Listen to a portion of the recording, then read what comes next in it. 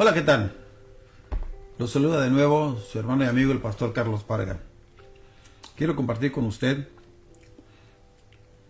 un tema muy hermoso que se encuentra en Josué, en el capítulo 14, que lleva por tema poseer el monte.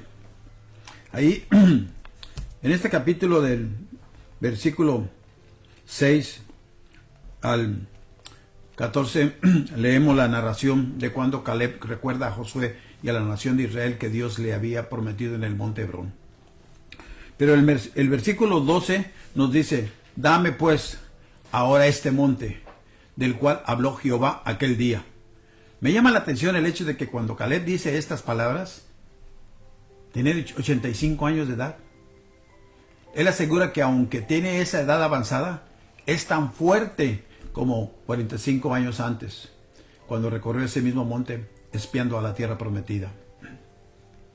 Creo que el secreto de su fuerza se halla en el hecho de que Caleb seguía fielmente a Dios. Josué también da testimonio del hecho de que Caleb seguía finalmente a Dios. Es importante ese testimonio de Josué. Una cosa es decir, sigo fielmente a Dios, y otra cosa es que otros digan, sigue fielmente a Dios. Viendo la vida de Caleb, se me ocurre que hay por lo menos dos actitudes antibíblicas. La primera es la de la persona que dice, yo no lo hago. La segunda actitud antibíblica es la de la persona que dice, ya he desempeñado esta labor por algún tiempo. Ya es hora de que otro tome mi tiempo, mi lugar, me releve. Yo ya no quiero hacerlo más. Ambas actitudes muestran un espíritu de flojera, de pereza. Esas no eran las actitudes de Caleb. Él sirvió cumplidamente a Dios durante toda su vida. El miembro de una iglesia que no es activo es un mal ejemplo para la nueva generación de creyentes. Ahí los que han recibido a Cristo como su Salvador personal, pero desde ese día en adelante no han hecho nada positivo para el reino de Dios. Se han dedicado a calentar los bancos de la iglesia y recibir todo el alimento espiritual que la iglesia imparte. No hay un deseo de poseer montañas y avanzar en la guerra contra los enemigos. Todo lo contrario, esperan que otros luchen por ellos. Los que llegan al evangelio después de esos miembros imitan la imposibilidad y llegan a pensar que esa es la forma correcta de vivir una vida cristiana consecuente. Son, por consiguiente, un mal ejemplo a la nueva generación de creyentes. No así con este anciano de 85 años de edad. Ese hombre había entendido que el que sigue el Señor no tiene tiempo que perder. No solo eso, sino que también que preparar el camino para el que viene detrás de él. En toda la nación de Israel había solamente dos hombres mayores de 60 años de edad. ¿Y quién cree? Josué y Caleb.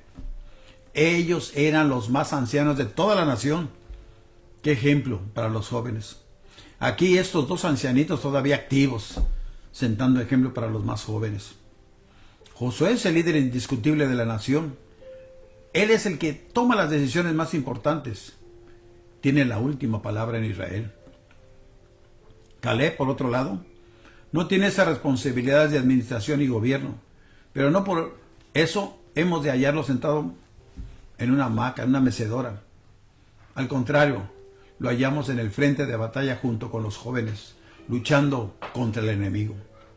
38 años pasó Israel vagando por el desierto, esperando el cumplimiento de la maldición que Dios puso sobre la nación, de que todos los mayores de 20 años de edad iban a ser sepultados en el desierto.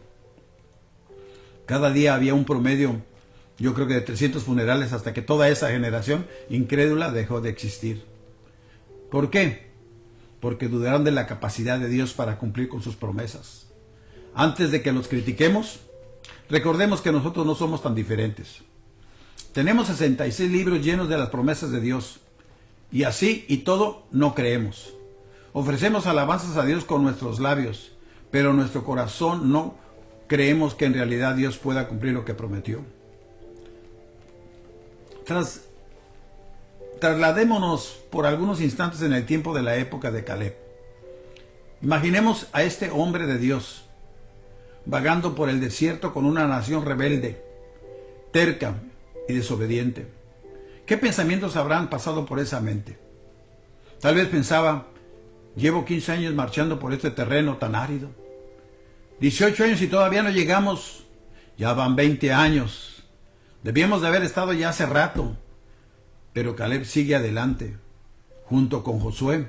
Es el último en besar a Moisés antes de que se suba al monte Pisga y que Dios se lo lleve.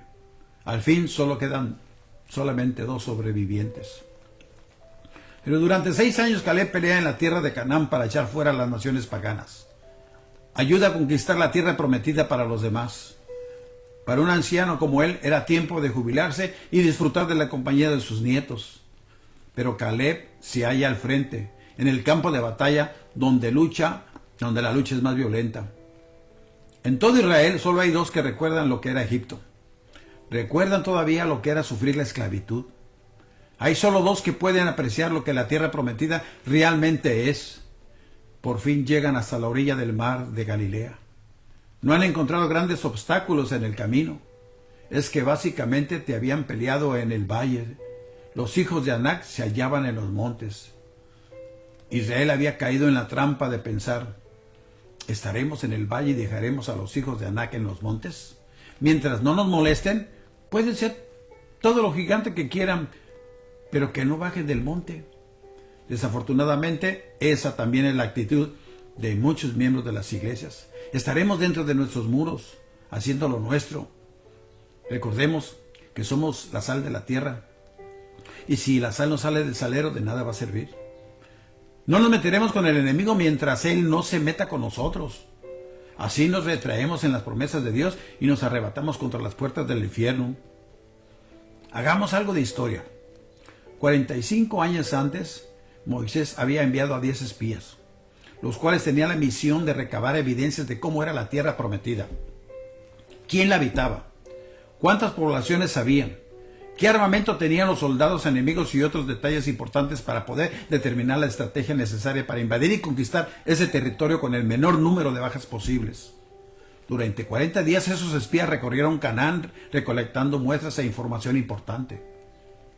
Las evidencias que tenían demostraban que la tierra era extremadamente buena como Dios lo había prometido. Para cargar un racimo de uvas se necesitaban, fíjese nada más, 2 hombres. Cada tribu y cada familia tenía ya su propiedad. Quedó solo un trozo de terreno que nadie quería porque allí vivían los gigantes. Israel deseaba hacer un cerco alrededor del monte Hebrón para que los gigantes no bajaran. Querían convivir con ellos. Habían conquistado todo el territorio menos ese monte. Caleb pide una entrevista con Josué. Como buenos amigos, hablan de las distintas aventuras que compartieron en el pasado. Intercambian recuerdos y saludos. Para cargar una granada, fíjese nada más, un hombre se necesitaba nada más. Todas las evidencias que tenía un hermano señalaban que en la tierra prometida fluía leche y miel. ¿Qué desánimo a los espías? ¿Qué fue lo que los desanimó? Los gigantes dijeron, somos como langostas. Para ante ellos dijeron, si la tierra es buena, como Dios ha dicho, pero hay gigantes en ella. Viven en ciudades protegidas por altas murallas y pronto desarrollaron un complejo de langostas. Solo Josué y Caleb hablaron en forma positiva. Ellos afirmaron que efectivamente había gigantes y que las ciudades estaban amuralladas, pero también agregaron que ya que Dios había prometido esa tierra y estaba con el pueblo de Israel, se podía conquistar fácilmente, como si se tratara de comer un pedazo de pan. En las iglesias nos encontramos con personas como los 10 espías. ¿Quieren las bendiciones de Dios? ¿Quieren disfrutar de todas las promesas del Señor? Pero no tienen ganas de esforzarse para conseguirlas. Quieren que Dios siga bendiciéndolas como lo hizo con la salvación, sin que haya realmente una participación humana, sino simplemente pedir. Quieren recibir todo lo que Dios tiene almacenado, pero no quieren mover ni un dedo para conseguirlo. Hasta el maná tiene que ser recogido por la mañana. Al oír esos informes, el pueblo quiso matar a los 3, o sea, a Josué, a Caleb y a Moisés. Ellos 3 afirmaban que con Dios era mayoría absoluta y que no había gigante alguno que pudiera resistir a los puntos, pero el pueblo no escuchó la voz de esos 3 varones de Dios. Una vez más demuestra que la mayoría no siempre tiene la razón. Dios interviene personalmente para defender a los tres y anunció la siguiente disciplina. Por cada día que los espías habían estado recorriendo a la tierra prometida, la nación rebelde iba a pasar un año en el desierto. Todos los mayores de 20 años de edad habían de morir y abandonar la tierra con sus huesos. Josué y Caleb eran las únicas excepciones. Ellos eran distintos a los demás. Dijeron, no miramos el tamaño del enemigo, ni el número de ellos, sino miramos el tamaño de Dios y confiemos en Él. Durante 38 años Caleb vaga por el desierto junto con los rebeldes. Por 7 años pelea contra las naciones que el pueblo se negó a enfrentar en un principio. Caleb siguió cumplidamente a Dios. ¿Se puede decir lo mismo de nosotros? Caleb estaba presente en el cruce del río Jordán. Fue partícipe activo de la conquista de Jericó. Presenció la derrota en el sitio de Hai y la posterior victoria. Participó activamente en cada batalla en la tierra de Canaán. Fue testigo de la división de la tierra prometida. Por fin Caleb declara, José, quiero este monte. ¿Tú? No hay guerrero alguno de Israel que quiera este monte. ¿Y tú, a tu edad? Quiero subir allí y luchar contra los gigantes. Te puedo dar un buen trozo de tierra fértil cerca del río. No pienses en ese monte. Pero Caleb le dice, ¿recuerdas cuando entramos como espías ya hace muchos años? Dios me prometió que donde yo pisara, ese iba a ser mi herencia. Dios me ha prometido una heredad. Tú sabes que todos estos años he servido fielmente a Dios. Ahora quiero mi herencia. Ese monte es mío. Lo he de conquistar. No he de jubilarme sin antes conquistarlo. Es mío y no de los gigantes. La vida del creyente es como un maratón y no como una carrera de 100 metros planos. No es tanto como comienza uno, sino dónde está cuando se termina la carrera. El maratón es una carrera de resistencia. Se sufre. El corredor tiene que enfrentarse con distintas situaciones extremas. La deshidratación hace que se siente la lengua gruesa y seca. Siente como que los pies son de plomo dentro de unas zapatillas de hierro. Pero sigue adelante. Sigue adelante porque el entrenador le dijo que eso iba a suceder y que si aguantaba iba a tener nuevas fuerzas para terminar la carrera. Durante 45 años había vivido con una promesa. Porque quería Caleb ese monte. ¿Por qué lo quería ver? Porque esos gigantes le habían robado su propiedad durante todos esos años y él quería cobrar el alquiler. Quería saldar cuentas con ellos. Todos hemos sufrido las consecuencias del pecado. Hemos visto cómo el diablo nos ha robado los mejores años de la vida. Ha robado nuestro gozo, nuestra paz, nuestra salud. El diablo es un ladrón. Vino con el solo propósito de robar y matar y destruir. Su propósito final es robarnos el alma. Ha llegado la hora en que nos enfrentemos con él y que saldemos la deuda que nos debe. Debemos decir, me has robado mi juventud, te has llevado mi salud, me has dejado sin paz interior, de modo que es hora que nos enfrentemos y que de una vez por todas cobre lo que me debes. En Josué 14, el capítulo 14, versículo 14, dice, por tanto, a Hebrón vino a ser heredad de Caleb. Hasta hoy, ¿cuál había sido su estrategia? ¿Cómo había podido vencer a esos gigantes? Ese mismo versículo nos lo aclara.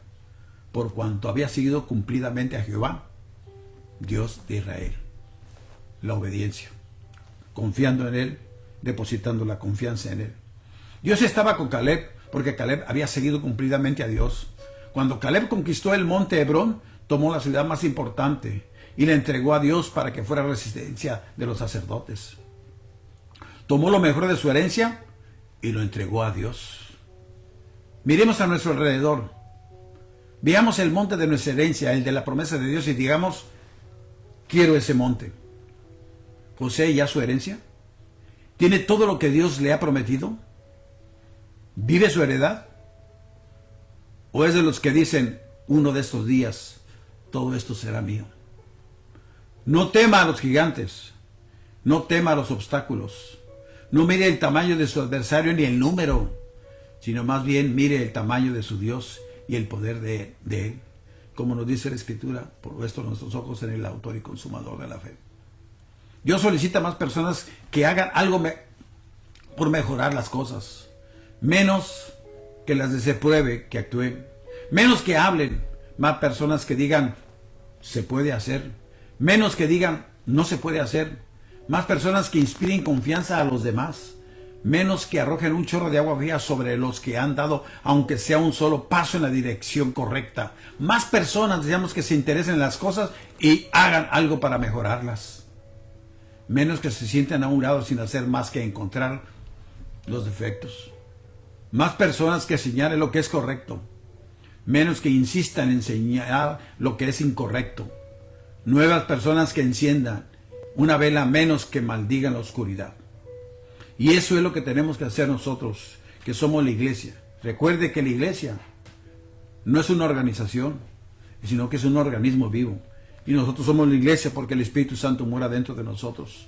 La iglesia lavada con la preciosa sangre de nuestro Señor Jesucristo. Y recordemos que mayor es el que está en nosotros que el que está en el mundo. Así es que no somos guiados por nuestros instintos nada más. Somos guiados por el Espíritu Santo y el Espíritu Santo es Dios. Así es que obedezcamos lo que dice la palabra del Señor y seamos, ¿verdad?, obedientes al Señor de señores y Rey de reyes. Que Dios me lo siga bendiciendo y se despide su hermano Carlos Parga y que Dios los colme de bendiciones. Nos vemos hasta la próxima. Gracias.